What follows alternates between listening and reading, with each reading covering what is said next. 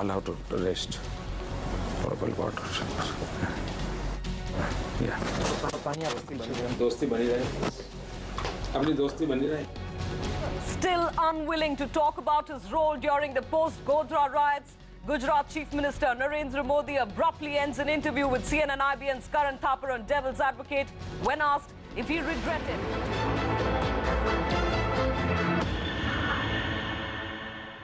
Modi, who was speaking to CNN-IBN's Karan Thapar on Devil's Advocate, walked out midway when asked if he regretted the riots of 2002. Here's a look at what happened. Mr. Modi, let's start by talking about you. In the 6 years that you've been Chief Minister of Gujarat, the Rajiv Gandhi Foundation has declared Gujarat to be the best administered state. India Today, on 2 separate occasions, has declared that you are the most efficient Chief Minister. And yet, despite that, people still call you to your face a mass murderer, and they accuse you of being prejudiced against Muslims. Do you have an image problem?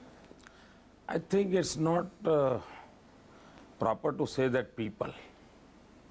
There are 2 or 3 persons, those who used to talk in this terminology. And I always say, God bless them. You're saying this is a conspiracy of 2-3 people only? I have not said so. But you're saying it's only 2-3 people. This is what I have information. It's not the people's voice. Can I point out to you that in September 2003, the Supreme Court said they had lost faith in the Gujarat government? In April 2004, the Chief Justice of the Supreme Court in open court said that you were like a modern-day Nero who looks the other side when helpless children and innocent women are burnt. The Supreme Court seems to have a problem with you. Karan, I have a small request. Please go to the Supreme Court judgment. And is there anything in writing? I'll be happy to know everything. It wasn't in writing, you're absolutely right. If It was it an is in observation. judgment, It is an observation. If it is in judgment, then I'll be happy to give you the answer. But you mean a criticism in court by the Chief Justice doesn't matter? This is my simple request to you.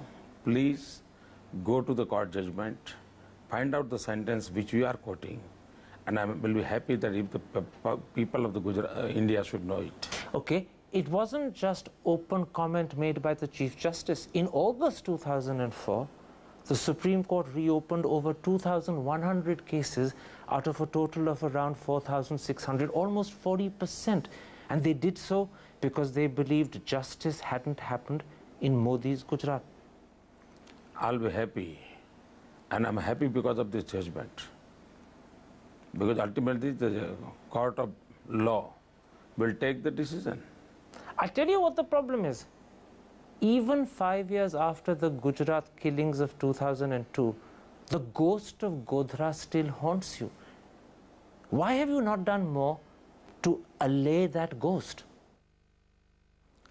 This I gave it to the media persons like Karan Thapar.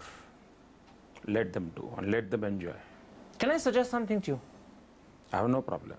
Why can't you say that you regret the killings that happened? Why can't you say that maybe the government should have done more to protect the Muslims? What I have to say, I have said at that time, and you can find out my statements. Just say it again. Not necessary. I have to talk about the in 2007 everything what you want to talk. But by not saying it again, by not letting people hear the message repeatedly, you're allowing an image that is contrary to the interest of Gujarat to continue. It's in your hands to change it. I'll have to rest. Purple water. Yeah. दोस्ती बनी रहे. अपनी दोस्ती बनी रहे. I'll be happy. You came here. I'm happy. I'm thankful to you. And I can't help this.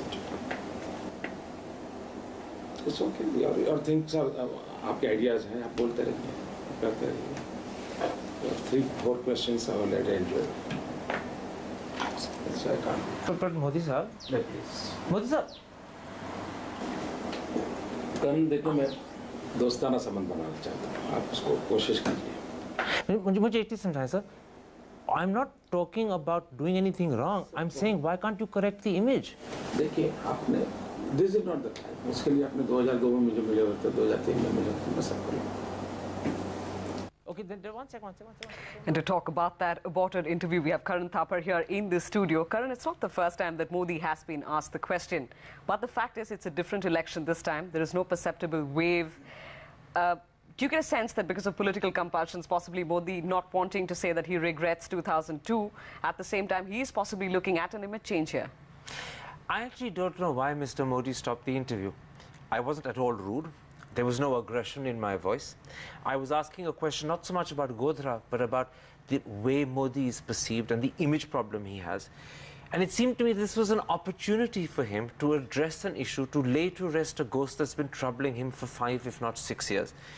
And rather than use that opportunity, he suddenly stopped the interview. And all I can guess, and it is a guess, is that either I touched a sensitive point, a raw nerve, or maybe somewhere along the line, I worried him because he said to himself, maybe this interview is going to get worse and worse and I must anticipate a bigger problem and let's stop it now.